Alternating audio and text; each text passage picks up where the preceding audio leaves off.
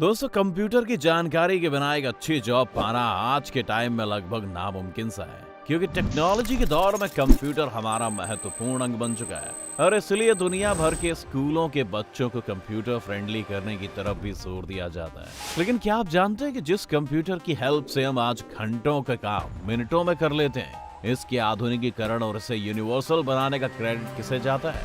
Britain के महान वैज्ञानिक एलन ट्यूरिंग को यही वो नाम है जिन्होंने लोगों को मॉडर्नाइजेशन का तोहफा दिया, लेकिन अपनी जिंदगी की जंग वो उतने बेहतर तरीके से नहीं लड़ पाए और उन्होंने आत्महत्या कर ली। दोस्तों, अब जब कोई ऐसी हस्ती खुदकुशी करती है, सवाल तो उठते ही हैं और आज उसी सवाल का जवाब खोजने की कोशिश हम इस वीडियो में भी करेंगे कि आखिरकार क्यों कंप्यूटर की दुनिया के बादशाह एलन ट्यूरिंग ने किया था सुसाइड। कंप्यूटर का आविष्कार भले ही चार्ल्स बेबेज ने किया हो, लेकिन उसके आधुनिकीकरण में एक महान नाम जुड़ा एलन का। एलन को न केवल मॉडर्न कंप्यूटिंग और आर्टिफिशियल इंटेलिजेंस का पिता माना जाता है, बल्कि वो महान मैथमेटिशियन, लॉजिशियन, क्रिप्टोनालिस्ट, फिलोसोफर और थ्योरेटिकल बायोलॉजिस्ट भी रहे। उनकी बहुत सारी अचीवमेंट्स में से एक अचीवमेंट ये भी है कि उनकी इंटेलिजेंस की वजह से ही दूसरा वर्ल्ड वॉर अपने टाइम से 2 साल पहले खत्म हो गया था, जिससे लाखों लोगों की जिंदगियां बच गई थी। नहीं तो सेकेंड वर्ल्ड वॉर के बाद दुनिया का नजारा कुछ और ही होता। एलन मैथिसन ट्यूरिंग लंदन में जन्मे और सदर्न इंग्लैंड में पले बढ़े। उनके पिता सिविल सर्वेंट थे, तो उनकी पढ़ाई भी वहां के टॉप प्राइवेट स्कूल में हुई।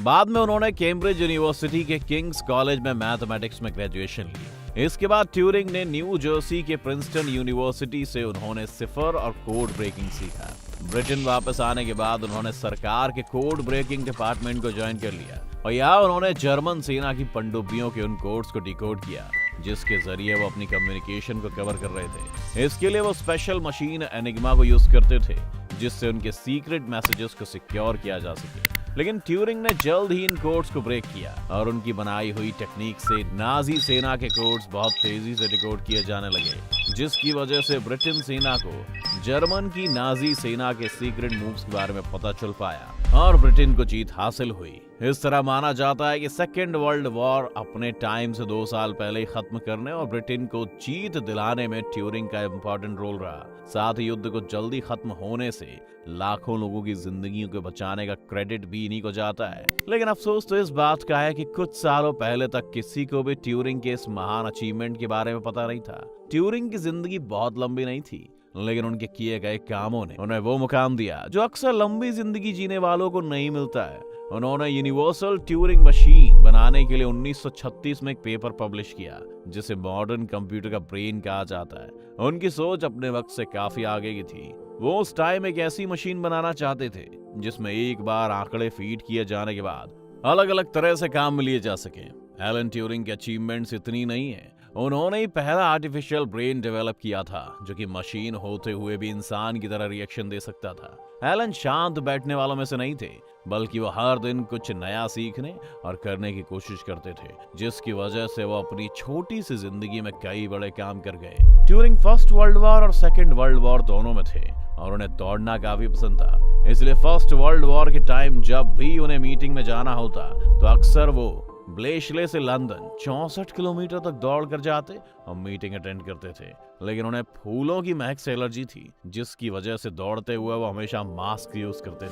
पर्सनल लाइफ में एलन बहुत ही शर्मीले और मजाकिया किस्म के इंसान थे और वो समलैंगिक थे। उनका समलैंगिक होना ही उनका अपराध बन गया दोस्तों, और उनकी मौत की वजह भी। ब्रिटेन में उस टाइम समलैंगिक होना क्राइम माना जाता था और वहाँ के लोग समलैंगिकों को नफरत भरी नजरों से देखते थे। ऐसे में जब वहाँ ट्यूरिंग के समलैंगिक होने का खुलासा हुआ तो वो भी गुनहगार बन गए। उनकी अचीवमेंट्स को भुलाकर उन्हें दोषी करार दे दिया गया। 1952 में उन्होंने मान लिया कि वो समलैंगिक है और एक आदमी के साथ उन्होंने संबंध बनाए, जिसके बाद उन्हें गिरफ्तार कर लिया गया और उन पर अश्लीलता का केस चला। कोर्ट ने उन्हें 2 ऑप्शंस दिए, या तो वो जेल जाए या फिर केमिकली बदिया करवाएं। ट्यूरिंग ने जेल जाने के बजाय केमिकली बदिया का ऑप्शन को चूज किया, जिसके बाद ब्रिटेन सरकार ने दवा देकर उन्हें नपुंसक बना दिया, जिससे उन्हें काफी प्रॉब्लम्स फेस करनी पड़ी। वो फिजिकली अनफिट रहने लगे और साथ ही डिप्रेशन में भी चले गए। ये सब 2 सालों तक झेलने के बाद अपने जन्मदिन से सिर्फ 16 दिन पहले 7 जून 1954 को उन्होंने इंग्लैंड में एक सेब में साइनाइड लगाकर खाया और खुदकुशी कर ली। उनकी मौत के बाद वो आधा खाया हुआ सेब पुलिस को वहीं मिला। 41 साल की छोटी सी उम्र में मौत को गले लगाने वाले इस महान वैज्ञानिक को सिर्फ समलैंगिक होने की सजा मिली। उनकी महान उपलब्धियों को सालों तक भुला दिया गया।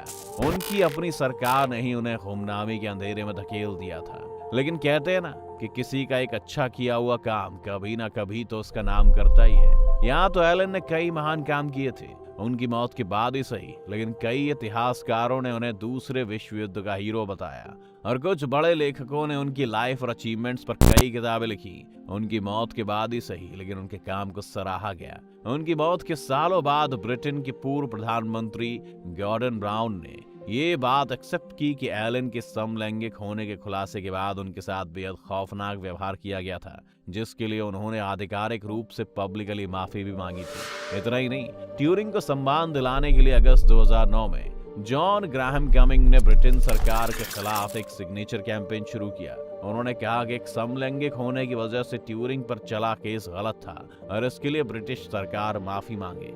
इस कैंपेन के बाद 10 सितंबर 2009 को ब्रिटिश सरकार ने एक बयान जारी किया और कहा कि एलन को दी गई सजा गलत थी। इसके बाद 2013 में महारानी एलिजाबेथ II ने उन्हें मरणोपरांत क्षमादान दिया। एलन ट्यूरिंग की जिंदगी पर हॉलीवुड की भी नजर गई और उन्होंने एलन पर 2 फिल्में बनाई। पहली फिल्म 1996 में ब्रेकिंग द कोड के नाम से बनाई गई और 2004 में द इमिटेशन गेम के नाम से भी रिलीज हुई। सालों बाद जब ब्रिटेन सरकार को उनकी अहमियत का एहसास हुआ तो उन्होंने फैसला किया कि 50 पाउंड के नोट पर वो एलन ट्यूरिंग की तस्वीर छपवाएंगे और इस तरह सालों बाद एक गुमनाम शख्सियत को ब्रिटेन सरकार ने अपने पाउंड पर जगह दी।